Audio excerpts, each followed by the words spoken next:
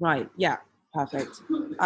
So, hi, I'm Tiana, and this is Amragita, and we're two members of the team that's been put together to bring back all the feedback for the review and restructure, and also look about how we can restructure XR into a much more decentralized, transparent, and accountable organism. I'll let Amragita introduce herself. Yeah, so I'm Amragita. I live in Stroud, and I do a lot of work with organisations around how to have the conversations that really matter and that impact the most, and also organisational restructuring. And I'm also part of Buddhafield, an organisation that runs retreats and festivals. So, and we've adopted about 5 years ago, we started looking at a system, a new way of organising ourselves. And so some of that expertise, some of that experience I'm kind of bringing in to, what we're thinking about here with XR. Yeah. So you mentioned, and it's something that we're already bringing on because we've asked working groups to figure out what their mandates are. But I think it would be really great if you could explain to people a bit more what that system means, what mandates are. Yeah, I mean, a mandate is the authority that's given to an individual or a group to make decisions on behalf of an organisation, on behalf of a certain kind of cause. So it's rather than saying that everybody has to make all the decisions, that we kind of give, there's trust in an individual or a group who can go away and can research something and really look at how best they think it can work, and that they, in that process, part of what they agree to do is to make sure that they consult with anyone they feel has got like expertise in the area, anyone who's got knowledge in the area, and also they consult with the people who are going to be affected. So it's a kind of two-way thing. But at the end of the day, the authority is vested in them to say, okay, we've consulted, we know what people who've got expertise think, we know what the people who are going to be affected think, and we're going to make a decision. And usually that does feel very congruent and very consultative, and people are usually very happy with those decisions. Every so often there might be a decision that you disagree with, but because you've actually accepted that you've given the mandate to that individual or that group, then you align behind, or you give consent for that decision, even if it may not completely feel comfortable for you. So it's a way of devolving or distributing decision making, so that it's not either one person, a manager having to micromanage everybody and look at what everybody's doing in that kind of more hierarchical model, but neither is it complete consensus where everybody has a say about everything. And so it's kind of what it does, it prevents bottlenecks from happening. And so what an organization needs to do is just look at what are all the sort of areas that decisions need to be made in, and create mandates. So, when I was working 5 years ago, when we looked at Buddhafield, we looked at the whole system, everything that we did, and we found that we had about 25 or 26 different discrete mandate areas where individuals or teams could take responsibility and make decisions in those areas on behalf of the whole of us. Yeah. And once that's done, then, we need to work out where there's overlap, what the accountabilities are, what the roles are, and what meetings are going to serve us coordinating all those different mandates, because they kind of naturally group into different circles.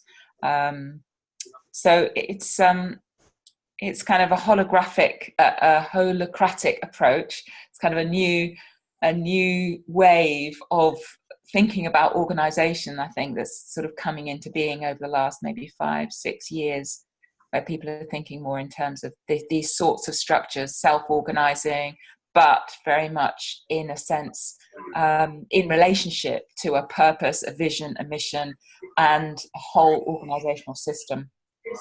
But it is when you're in the middle of running an organization, it's quite hard to change, because it's like you're still having to do all the things that have the organisation happen. It's a bit like trying to change the wheel of a car while it's already going.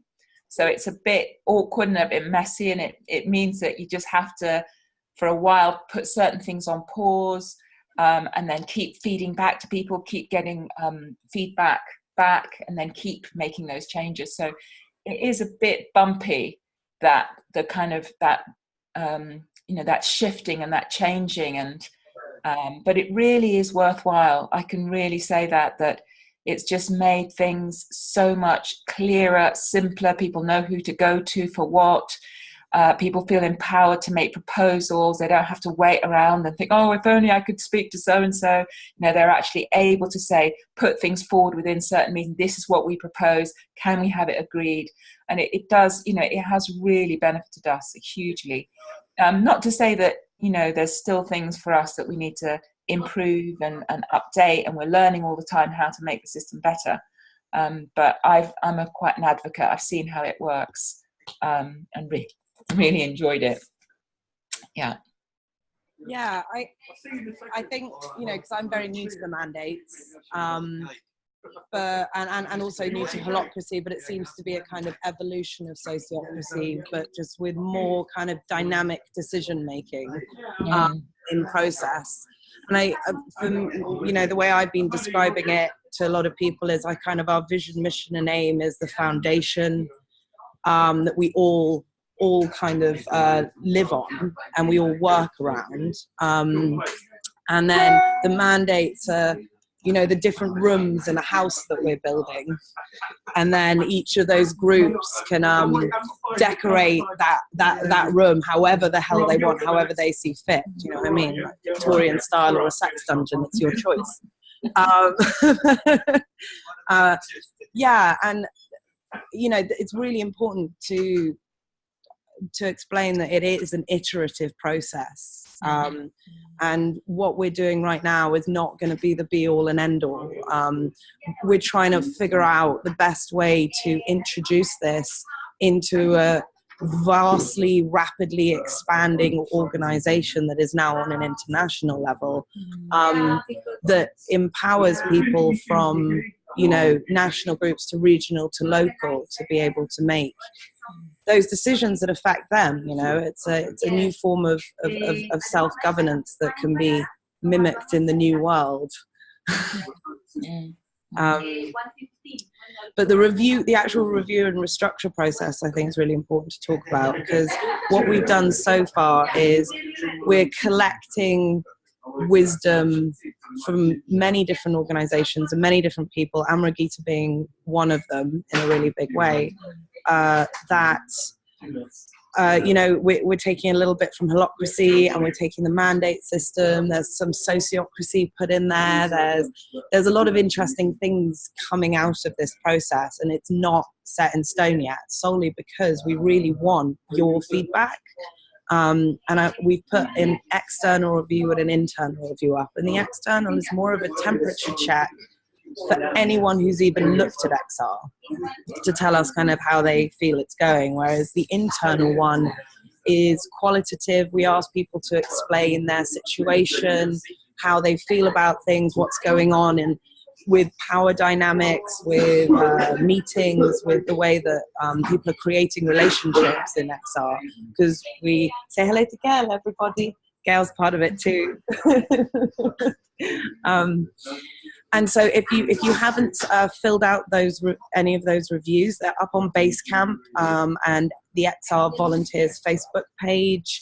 I might have been sent out with an email, but I don't know if that's happened. But yeah, please go and fill it out. We're going to have it up to the end of the year so that we can really get back. We can build this. It's not just us as a Restructure group. We're going to take in everyone's wisdom from all aspects of XR and build it together. And once that becomes clearer, then the next stage will be to sort of give that out and to get feedback on the proposal. Okay, these are our proposals. These are what we think might work. What do you think? And so, if changes need to be made, we can make them. So it is that iterative process of making proposals, getting feedback, and then moving forward. Yeah. It's been good fun working with these guys, although they're all a lot more teched up than I am. I'm a bit like, oh, with all the tech stuff. But everyone is working really hard to try to make something very beautiful. Yeah. This movement is amazing, and the growth has been so big that it's been hard to keep up with it. And when something's happening so quickly and so expansively, people fall into bad habits. And I think that's really what's happened, because we've all been brought up with hierarchy, we've all been brought up with mildly toxic power structures, and when everyone's stressed, you naturally go to that. So there's a lot of internal work, I think, that happens around this restructuring as well, about being able to empower yourself, and also being able to call out when you see issues arise, because that's how we get better. I mean, I think one of the things that I'm aware of in Stroud is there's a lot of people who would like to be involved and not quite sure how. And I think that's a piece that we really want to get right, just so that, because it is a bit daunting at first, and there's so much energy. People have been so activated by the possibility of actually doing something that, rather than just kind of feeling quite powerless about, climate change and climate emergency. And I just think that's one thing that, if you are feeling slightly on the outside and not sure quite how to do it, just keep, just keep at it, and we'll just keep trying to find ways of supporting theirs. There are places for people to contribute what they have to contribute. And at first it will feel a bit clunky, but, I'm really committed to us getting there, to have a system where people really feel that it's easy to step in and have their contributions valued and used. Yeah. Good. Stop.